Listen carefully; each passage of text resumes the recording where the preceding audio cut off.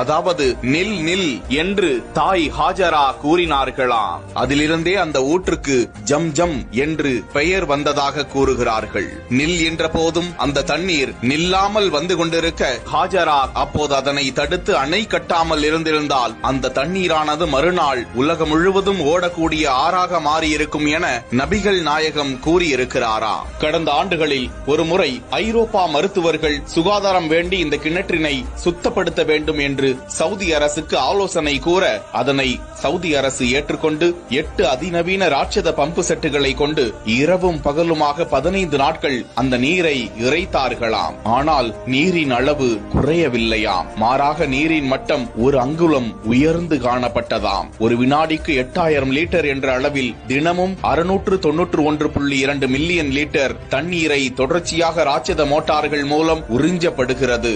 ஜம்ஜம் கிணறுக்கு அருகே